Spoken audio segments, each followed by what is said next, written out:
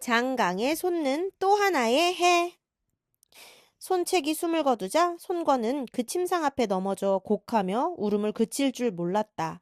비록 나이는 그리 많이 위가 아니었으나 손권에게는 아버지나 다름없던 형이었다. 아직 철 모르는 시절에 아버지 손견이 죽자 형 손책은 겨우 16의 나이로 가장이 되어 홀로 된 어머니와 여러 형제를 보살피는 한편 그 같은 기업을 일으킨 것이었다. 지금은 장군께서 울고 계실 때가 아닙니다. 한편으로는 돌아가신 주공의 장사를 치르고 다른 한편으로는 군국의 큰 일을 다스려 가야 합니다. 장소가 슬피 우는 손권을 일으키며 권했다.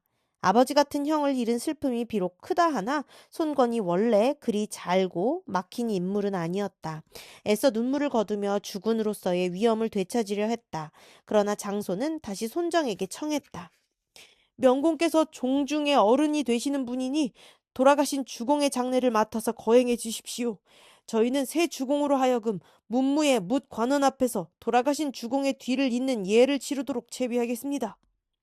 손정은 손견의 아우로 처음부터 형을 도와 일을 해온 사람이었다. 손견이 죽자 잠시 일족을 돌보며 숨어 살았으나 원술에게서 자립한 손책이 유효를 깨뜨리고 여러 현을 손에 넣은 뒤 다시 사람을 보내 그를 불렀다. 손정은 그때 이래로 맛조카 손책을 도와 일했는데 일족의 남자 가운데 일할 만한 이로서는 가장 배분이 높았다.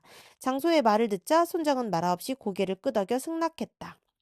손정에게 손책의 장례를 맡긴 장소는 곧 주군의 자리를 잇는 의식에 들어갔다. 먼저 손권을 청해 높은 당 위에 올리고 문무의 관원들을 불러들여 차례로 하례를 올리게 했다. 형을 이어 주군이 된 손권에게도 변함없이 충성하리라는 서약이었다. 이러한 경과로 보면 손권은 그저 가만히 앉아 아버지와 형이 피땀 흘려 일한 과일을 거두게 된 대단찮은 인물로 보일 수도 있다. 하지만 손권 또한 출생부터가 범상한 인물은 아니었다. 어머니 오태 부인은 손책을 낳을 때는 달을 품는 꿈을 꾸었고 손권을 낳을 때는 해를 품는 꿈을 꾸었다고 한다. 용모도 몇 가지로 특이했다. 우선 네모진 턱에 입은 메기처럼 컸고 눈에서는 정광이 넘쳐 흘렀다. 거기다가 눈동자는 푸르고 수염은 자줏빛을 띠니 보는 사람이 모두 기이하게 여겼다. 그러나 아버지 손견은 그러한 손권의 용모를 귀하게 될 상으로 여겨 특히 사랑하였고 손책이 살아있을 때 조정에서 사자로 오에 온 적이 있는 유아는 손가의 여러 형제들을 본 뒤에 어떤 사람에게 이런 말을 남겼다. 내가 손씨 형제들의 상을 보니 각기 그 재주가 뛰어나고 헤아림이 밝으나 끝까지 벼슬과 복록을 누리지는 못할 것 같소. 그런데 둘째 손권만은 효성 있고 검소하며 모습이 기이하면서도 위풍이 있어 크게 귀하게 될 상일 뿐 아니라 수명도 가장 길겠소. 한번 두고 보시오. 하지만 만 가지 상이 마음의 상보다 못하다 했던가. 그 같은 용모보다 더 귀한 것은 그의 사람됨이었다. 아버지 손견이 죽은 뒤 항상 그 형 손책을 따르며 일하는데 성품은 도량이 넓고 어질면서도 맺고 끊음에 망설임이 없었다.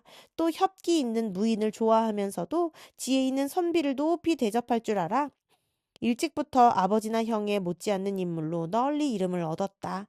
지모와 식견에 있어서도 동오의 어떤 모사에 뒤지지 않았다. 손책은 그런 아우를 사랑하여 모든 의논에 빠짐없이 불러들였는데 이따금씩 의논 중에 문득 아우를 돌아보며 그 자리에 있는 여러 장수와 모사들을 가리켜 말하곤 했다. 여기 있는 이 사람들은 모두가 앞날의 네 장수여 모사들이다. 자신이 끝내 대업을 성취하지 못하고 일찍 죽게 되리라는 것이 손책에게 어떤 예감으로 와닿았던 것이라고도 볼 수 있지만 어쩌면 그보다는 설령 자신이 오래 살고 장성한 자식을 보게 되는 일이 있더라도 나라는 아우에게 넘겨야 한다는 생각이 들었을 만큼 손권을 높이 본 까닭이었으리라. 묻 관원들의 할애가 끝나자 장소가 다시 손권에게 말했다. 지난날 주 무왕이 은을 치고자 상중에 군사를 일으키니 백의와 숙제는 그것을 부당하다 여겨 말렸습니다. 그러나 주 무왕이 상중에 군사를 일으킨 것은 부왕을 욕되게 하고자 함이 아니라 천하의 대세가 그렇게 하지 않을 수 없도록 했기 때문입니다. 그런데 하물며 지금이겠습니까?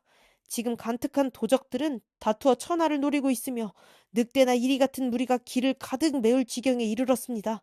이런 때에 골육의 죽음을 슬퍼하느라 문을 닫아 걸고 눈물로 지새는 것은 다만 도적의 무리를 돕는 일밖에 되지 않습니다. 비록 상중이라 하나 군무를 게을리하지 않도록 하십시오. 그리고 이어 손권에게 상복을 벗고 말 위에 올라 각 곳의 군사들을 돌아보도록 재촉했다. 생전에 손책은 회계, 오군, 단양, 예장, 여강 5군을 손에 넣었다고 호언했으나 실제로는 그 5군 모두가 온전히 손책의 손안에 들었던 것은 아니었다.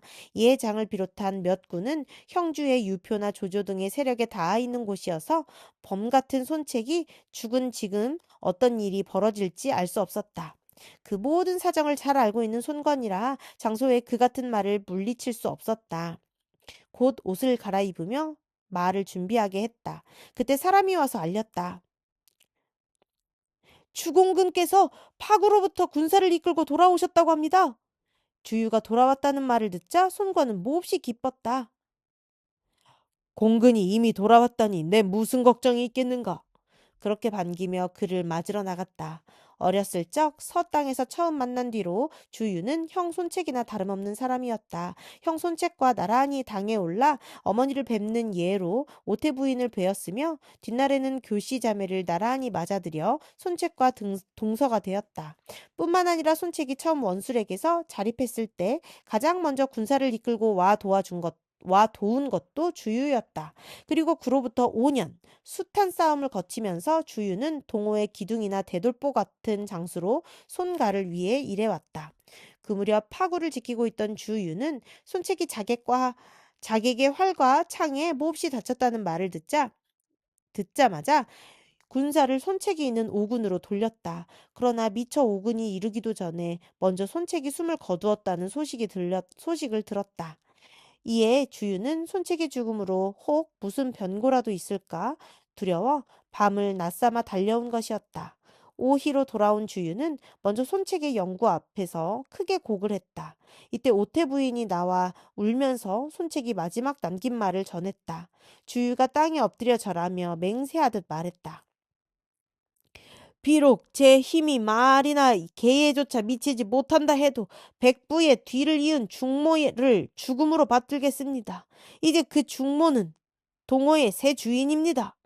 그때 손권이 들어왔다. 주인은 곧 주공을 뵙는 예로 손권에게 절을 했다. 겸손히 절을 받은 손권이 한 번 더 죽은 형의 뜻을 전하며 당부했다. 바라건대 공께서는 부디 돌아가신 형님께서 남기신 명을 잊지 마십시오. 간과 뇌를 땅에 쏟으며 죽는 한이 있더라도 나를 알아준 이의 은혜는 잊지 않을 것입니다. 주유가 머리를 수그리며 그렇게 다짐했다. 이에 손권은 주유를 조용한 곳으로 청하며 마주 앉은 뒤 물었다. 이제 못난 이 몸이 동호를 이어 맡게 되었소. 아버님과 형님께서 이루신 바를 어떻게 하면 온전히 지켜갈 수 있겠소? 그러자 주유가 기다렸다는 듯 대답했다. 예부터 이르기를 사람을 얻는 자는 번창하고 사람을 잃는 자는 망한다 했습니다. 지금 먼저 해야 할 일은 배움이 높고 헤아림이 밝으며 멀리 앞날을 내다볼 줄 아는 선비를 모아들이는 것입니다. 그런 이들이 모여 도와야만이 강동을 안정시킬 수 있습니다. 형님께서 이르시기를 아내 일은 모두 자포에게 맡기고 바깥 일은 모두 공군에게 물어서 하라 하셨소.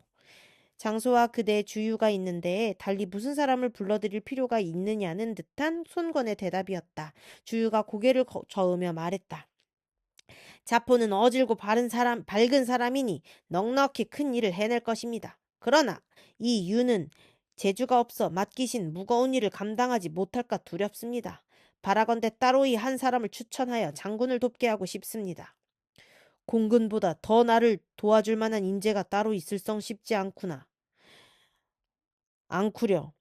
하지만 어진이가 있다면 마땅히 청해 가르침을 받겠소. 그게 누구요? 손권이 반가운 얼굴로 주유에게 물었다. 주유가 자신있게 대답했다. 그 사람의 이름이 노숙이라 하며 자를 자경으로 씁니다. 임회 동성 땅이 고향으로 가슴에는 육도삼략을 품고 배에는 지모와 임기응변을 감추고 있는 인재라 할 수 있습니다. 어려서 아버지를 잃어 홀어머니를 모시는데 그 효성이 지극하였으며 또 집이 매우 풍족하여 언제나 그 재물을 흩어 가난한 이를 돌보는데 조금도 아까운 기색을 드러내지 않습니다. 제가 노숙을 알게 된 것은 거소의 장으로 있을 때입니다. 한 번은 수백 명을 거느리고 임회를 지나게 되었는 바 마침 양식이 떨어져 곤란을 겪게 되었습니다. 우연히 노숙의 곳간에 쌀 3,000섬이 있다는 소리를 듣고 가서 도움을 청했더니 노숙은 종들에게 손가락질 한 번으로 제가 필요한 만큼 거저 주었습니다. 대개 그 기상의 크고 활달함이 그 정도입니다. 항상 칼 쓰는 일과 말 타고 활 쏘는 일을 좋아하면서도 고가에 조용히 파묻혀 살았는데 얼마 전 그 할머니가 죽어 장례를 위해 동성으로 갔습니다. 거기서 그의 친구 유자양이 소호로 가서 정보란 자를 따르자고 졸랐지만 그는 아직도 마음을 정하지 못해 가지 않고 있습니다. 주공께서는 되도록 빨리 사람을 보내 그를 부르도록 하십시오. 그 말을 듣자 손권도 은근히 마음이 끌렸다. 딴 사람을 부를 것도 없이 바로 주유에게 말했다. 그렇다면 공군께서 한번 가주시지 않겠소? 낯선 이를 보내는 것보다 공이 가면 노숙의 마음이 훨씬 쉽게 움직일 것 같소이다. 주유도 그 같은 손권의 말을 마다할 리 없었다. 오히려 기쁜 마음으로 노숙에게 달려가 손권이 부르는 뜻을 자세히 전했다. 한번 퉁겨보는 것인지 진실이 그러한지 주유를 통해 손권의 간곡한 부름을 듣고 난 노숙이 난처한 얼굴로 말했다. 불러주는 뜻은 고맙소만. 나는 이미 유자양과 함께 소호로 가기를 약조했습니다. 실로 애석한 일입니다. 지난날 명장 마원은 광무제께 말하기를 지금의 세상은 임금이 신하를 고를 뿐만 아니라 신하 또한 임금을 가려 섬겨야 한다고 했습니다. 우리 손장군으로 말할 것 같으면 어진이를 가까이 하고 선비를 예로 대접하며 각기 그 재주에 따라 벼슬과 녹을 내리시니 실로 세상에 드문 분이십니다. 어찌 소호의 정보 따위와 비기겠습니까? 공은 딴 생각 마시고 저를 따라 동으로 가시는 게 옳습니다. 마원이 말한 바 임금을 가려 섬겨야 할 때라는 것은 바로 이런 난세를 가리키는 것입니다. 급해진 주유가 한층 더 간곡히 말했다. 노숙은 그제서야 못 이긴 채 주유를 따라 나섰다. 노숙이 오자 손권은 예를 다해 맞고 더불어 천하의 일을 얘기하는데 날이 저물도록 실증내는 법이 없었다. 노숙도 한 번 손권을 만나본 뒤에는 기꺼이 그의 사람이 되었다. 그러던 어느 날이었다. 여러 관원들이 흩어진 뒤 노숙만 남게 한 손권은 그와 함께 술을 마셨다. 한 동이 술을 비우자 둘의 흥은 도도해졌다. 군신의 예도 있고 나란히 평상에 다리를 걸친 채 누워 주거니 받거니 세상 돌아가는 얘기를 나누었다.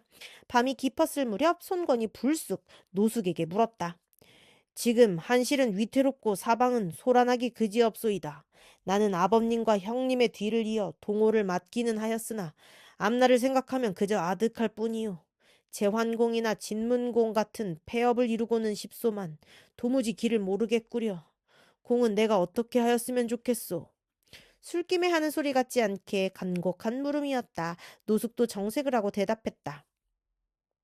지난날 한해 고조는 의제를 높여 섬기고자 하였으나 의제는 항우의 손안에 있다가 마침내는 죽임을 당하고 말았습니다. 지금의 조조는 그 항우에 비할 만합니다. 천자가 이미 조조의 손에 들어가 있는데 장군께서 어떻게 제환공이나 진문공 같은 폐업을 이룰 수 있겠습니까? 제가 헤아리기에 이미 한실은 다시 흥하기 어렵고 조조도 쉽게 없애기는 어려울 것 같습니다. 오직 장군을 위해 계책을 낸다면 강동의 자리를 잡고 앉아 천하의 형세를 바라보며 때를 기다리는 것입니다. 다행히 지금 북방은 조조와 원소가 맞서 둘 다 남쪽을 돌볼 겨를이 없으니 이때 먼저 황조를 없애고 나아가 유표를 친다면 마침내 장강 동쪽은 장군의 오로지함이 될 것입니다. 그런 다음 장강의 넓고 깊음의 의지에 지키면서 제호를 칭하고 천하를 도모해 보십시오. 이는 지난날 한 고조가 천하를 얻게 된 바로 그 길입니다. 실로 엄청나다면 엄청난 소리였다. 그러나 입으로는 제환공과 진문공을 말해도 마음속의 뜻은 달리 있었는 듯 손권은 오히려 크게 기뻐했다. 벌떡 일어나 옷깃을 여미며 노숙에게 고마움을 나타냈다. 그리고 다음 날 의복과 예물을 후하게 내림과 아울러 그 어머니에게도 많은 재물을 보냈다. 이에 힘을 얻은 노숙은 다시 한 사람을 천거했다. 배움이 깊고 재주가 많으며 어머니를 지극한 효성으로 모시는 사람으로 성은 제갈이요 이름은 근, 자는 자유였다. 낭약은 남양 땅 사람인데 일찍 고향을 떠나 공명을 구하던 중에 노숙의 천거를 받게 된 것이었다. 손건이 제갈근을 만나보니 또한 비범했다. 몹시 기뻐하며 상빈으로 모시고 물었다. 선생께서는 제게 어떤 가르침을 주시려 하십니까? 제갈근이 잠깐 생각하다 대답했다. 제가 비록 재주 없으나 장군께서 급히 결단할 일이 하나 있기에 감히 말씀드리고자 합니다. 지금 원소는 겉보기에는 내 주에 100만 대군을 거느리고 위세를 드러내고 있지만 내실은 결코 조조에게 미치지 못합니다. 머지않아 반드시 조조에게 패망할 것이니 장군께서는 원소와 거래를 끊으시고 조조를 따르도록 하십시오.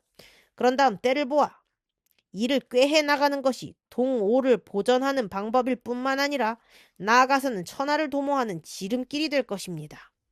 손건이 가만히 헤아려 보니 제갈근이 말이 옳았다. 그날로 그 말을 따라 원소에게서 온 사자 진진을 돌려보냄과 아울러 그를 주어 원소와의 관계를 끊어버렸다. 한편 조조는 손책이 이미 죽었다는 말을 듣자 생각이 달라졌다. 범 같은 손책이 원소를 도와 허도로 밀고 올라오는 걸 걱정하는 대신 오히려 군사를 일으켜 강동부터 삼킬 욕심인 것이었다. 새로 손건이 주인이 되었다고는 하지만 조조가 보기에는 아비와 형의 덕을 본 애송이에 지나지 않았다. 조조는 곧 여러 장수와 모사들을 불러들여 강동을 칠 의논을 했다. 이때 손책의 사자로 허도에 왔다가 시여사로 눌러앉아 있던 장괭이 나서서 말렸다. 남의 상을 틈타 쳐들어가는 것은 의로운 일이 못 될 뿐만 아니라 만약 이기지 못하는 날에는 좋던 사이가 원수로 변하고 맙니다. 오히려 이 기회에 저 더 잘 대우해 주어 우호를 든든히 해두는 게 나을 것입니다. 얼핏 듣기에는 동호를 위해서만 한 말 같지만 실은 충분히 근거 있는 말이었다. 조조와 손건만의 싸움이라면 몰라도 원소가 있는 한 반드시 그 싸움에 이긴다는 보장은 없었다. 갑작스런 욕심으로 그런 의논을 시작하기는 하였으나 조조도 이내 거기에 따르는 어려움을 알아차렸다. 껄껄거림으로 자신의 욕심을 감추며 말했다. 실은 공연히 한번 해본 소리요. 아무려면 천하의 조조가 남의 장례식에 군사를 풀어 회방이야 놓겠소. 그리고 오히려 손건에게 장군의 벼슬에다 회계의 태수까지 얹어 보내게 했다. 장경이 다시 청했다. 인수를 가지고 가는 사자로는 저를 써주십시오. 저는 원래 강동에서 왔을 뿐만 아니라 손건의 사람됨을 잘 압니다. 승상을 위해 그를 좋은 말로 달래보겠습니다. 만에 하나라도 그릇되어 그가 원소에게라도 붙는 날이면 실로 큰 우환거리가 될 것입니다. 장갱으로서는 허도에서 몸을 빼쳐 동호로 돌아갈 궁리를 낸 것이었지만 조조는 왠지 의심 않고 들어주었다. 장갱을 회계도위로 삼아 인수를 품게 하고 강동으로 내려보냈다. 조조와의 우호가 맺어진 데다 장괭까지 돌아오자 손권은 몹시 기뻐했다. 손책 시절에 허도로가 조정의 벼슬까지 맞고 눌러앉자 잃어버린 줄로 여겼던 장괭이었다. 잘 돌아오셨소. 부디 모자라는 이 몸을 많이 깨우쳐 주시오. 그렇게 장괭을 반긴 뒤 그로 하여금 장소와 나란히 정사를 돌보게 했다. 장괭이 또 한 사람을 천거했다. 제가 아는 사람 중에 고응이란 선비가 있는데 쓸만한 임재입니다. 지난날 왕윤에게 배임을 당한 석학 채옹에게서 배운 이로 말이 적고 술을 마시지 않으며 사람됨이 근엄하고 정대합니다. 반드시 주공께 기묘하게 쓰일 것입니다. 그러자 손건은 곧 사람을 보내 고옹을 부르게 했다. 만나보니 과연 장괭의 말이 크게 틀리지 않았다. 이에 손건은 고옹을 승으로 삼아 새로 얻은 회계태수의 일을 거들게 했다. 그렇게 되자 동우는 손책이 살아있을 때보다 더 흥성했고 따라서 손건의 위세도 형에 못지않게 강동에 떨쳐 올렸다. 손책의 죽음으로 흔들리던 민심이 안정된 것 또한 말할 나위도 없었다. 하지만 그렇다고 모든 일이 그대로 순조로웠던 것만은 아니었다. 손건에게도 시련이 닥쳐왔으니 곧 여강태수 이술의 배반이었다. 이술은 원래 손책의 아낌을 받던 자로 손책이 올린 표문에 힘입어 그 무렵 여강태수로 있었다. 그런데 손책이 죽고 그 아우 손건이 뒤를 이었다는 말을 듣자 생각이 달라졌다. 애송이 손건을 주인으로 섬기기보다는 차라리 자립하거나 적어도 손건보다는 더 나은 주인을 새로 정해야겠다고 마음먹은 것이었다. 그러자 손건 아래 있으면서도 이술과 비슷한 생각을 가지고 있던 무리가 모조리 도망쳐 여강으로 갔다. 손건이 그 같은 배신을 용서할 리 없었다. 가만히 이술에게 글을 보내 도망친 무리를 모조리 잡아서 되돌리라고 명했다. 그러나 이술은 코웃음과 함께 편지를 찢으며 말했다. 주인이 덕이 있으면 사람들이 모이고 덕이 없으면 떠나는 것이다. 중모가 덕이 없어 이 사람들이 나를 바라고 온 것인데 어찌 돌려보낼 수 있겠는가? 사자로부터 그 같은 이술의 대답을 들은 손권은 크게 노했다. 그날로 군사를 일으켜 여강으로 쳐들어가려 했다. 장소가 나서서 그런 손권을 말렸다. 지금 주공께서 선영의 뒤를 이은 지 오래되지 않은 터에 갑작스레 군사를 일으키면 상하가 놀랄 뿐만 아니라 조조의 의심을 살 우려가 있습니다. 지나치게 서둘러서는 아니 됩니다. 그렇지 않소. 만약 지금 이술을 죽이지 않는다면 반드시 또 다른 이술이 생겨날 것이오. 머뭇거릴 일이 아니에다. 손건이 전에 없이 강경하게 말했다. 장소가 더욱 간곡하게 말했다. 그렇더라도 조조에게는 반드시 먼저 알려두는 게 좋습니다. 그렇게 해야만 조조가 이 일을 구실로 강동에 군사를 내는 일이 없을 것입니다. 또 다급한 이술이 조조에게 구원을 청할 때 조조가 들어주지 못하도록 하는데도 먼저 알리는 일은 꼭 필요합니다. 성난 가운데도 가만히 생각해보니 옳은 말이었다. 그제서야 손권은 목소리를 조금 부드럽게 하여 장소에게 물었다. 그렇다면 어떻게 써보내야겠소? 첫째로 사사로운 감정을 드러내셔서는 아니 됩니다. 이술을 치는 것은 조정과 백성들을 위한 것이라는 대의 명분을 크게 앞세우셔야 합니다. 둘째로는 겁을 먹은 이술이 조조에게 구원을 청하는 일에 미리 대비해야 합니다. 이술이 무슨 소리를 하더라도 모두가 거짓이요 속임수이니 넘어가서는 안 된다고 말해두는 것입니다. 반드시 그 두 가지를 먼저 조조에게 밝혀둔 뒤에라야 주공께서 마음 놓고 군사를 일으키실 수 있습니다. 이에 손권은 글 잘하는 일을 골라 조조에게 보낼 글을 짓게 했다. 옮겨보면 대강 다음과 같다. 조정에 있을 때는 윗사람 잘못을 서슴없이 탄핵하고 백성을 다스림에는 강한 자를 억누르고 약한 자를 도움에 비록 형벌을 사용함이 지나치게 참혹하여 기시에 처해졌으나 기시는 죽여 시체를 저자에 버리는 걸 말해요. 지나치게 참혹하여 기시에 처해졌으나 엄연녀는 의연히 이름을 남기고 있습니다. 지금과 같은 난세에는 그같이 엄한 관리가 승상께도 소용이 되고 저희도 천거할 만하여 일찍이 이수를 여강태수로 삼은 일은 승상께서도 알고 계실 것입니다. 그런데 근자에 이술이 흉악하여 함부로 한해 법제를 어길 뿐만 아니라 주의 군민을 잔혹하게 해치니 그 방자함이 끝간대를 모를 지경입니다. 마땅히 죽여 없애 그 같은 못된 무리를 벌해야 할 것입니다. 이제 군사를 일으켜 이수를 치려는 바 이는 한편으로 나라를 위해 함부로 약한 백성을 죽이는 흉악한 무리를 없애려 함이요 다른 한편으로는 백성들을 위해 그 원수 갚음을 돕고자 함입니다. 또 이는 천하의 대의에도 맞는 일이요 모두가 바라는 바이니 승상께서도 허락하여 주십시오. 혹 이술이 벌받음에 두려워 승상께 구원을 청하더라도 들어주셔서는 아니 됩니다. 승상께서 잡고 있는 것은 천하의 저울과 같으니 만민은 거기에 의지해 공평함을 얻고 있는 것입니다. 해내가 모두 이 일을 보고 있음을 헤아리시어 만에 하나라도 이술의 거짓과 속임수에 그 저울이 기우는 일이 없기를 엎드려 빕니다.